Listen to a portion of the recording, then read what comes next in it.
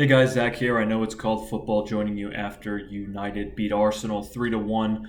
Really, really disappointing to lose in such a manner where I think we were probably the better team for most of the game. United started really, really strong, really good in possession. They had the first chance, but I think when it came down to it, they just took their chances better than us. We had more shots, especially even after the first half, and overall it was just it's really hard to swallow a loss like that. I think the way it things unfolded and the referee decisions. I think another day you could have seen that given as a foul, but the way in which it was drawn back. I mean, it's how far can you go back to determine whether or not to give a foul, and Paul Tierney was right there to see it. He waved it on, and we go on to score, and they bring it back and tell him to have a look.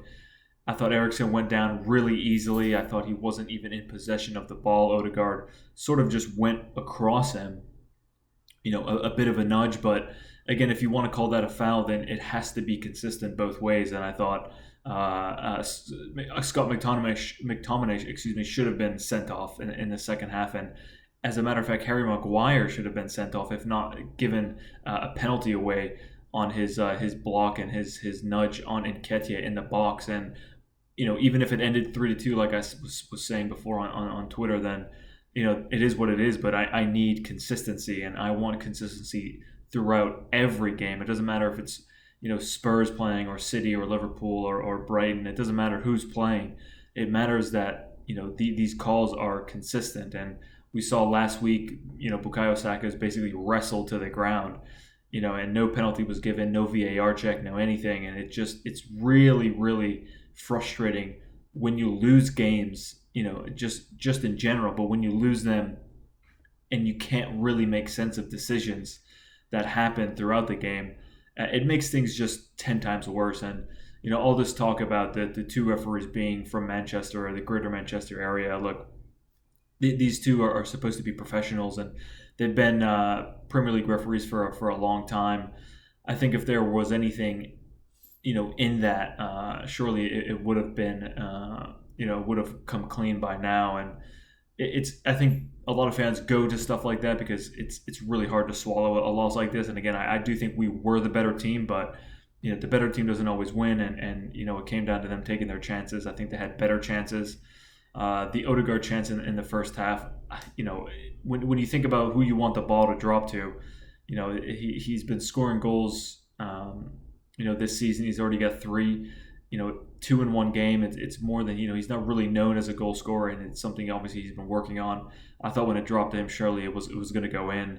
But look, it's we've lost one game out of six, and the other are five wins. So sometimes that's how it goes, and United fans are going to be really, really loud because for some reason now they beat Arsenal, but Arsenal are the ones that need to be humbled, and we're on a high horse, and we've never faced anyone. But now United beat Arsenal, and now they're favorites to win the league. It's just madness, and that's what happens when you get a bunch of people's opinions flying rampant on Twitter. A couple performances I thought were pretty lackluster. Again, I just mentioned Odegaard.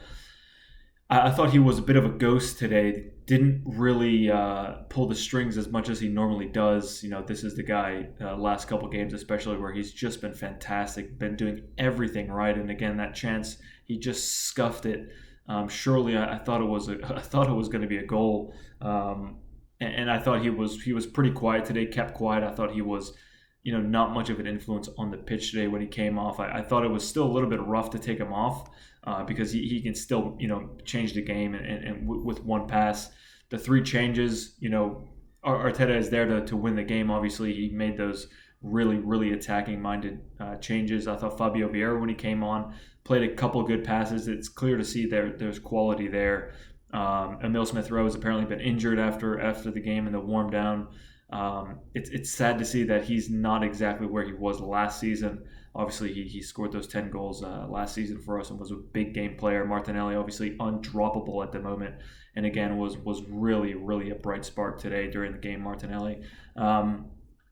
There's not much more else to say. I think as the weeks go on, obviously we were going to lose a game eventually. We were going to drop points eventually, but to do it in this manner, to sort of feel cheated, it's really hard to swallow this loss. And but you know what, it is what it is, and we go again next week against Everton. Guys, thanks so much for watching. If you have made it this far, I do really appreciate it, and I will see you when I see you.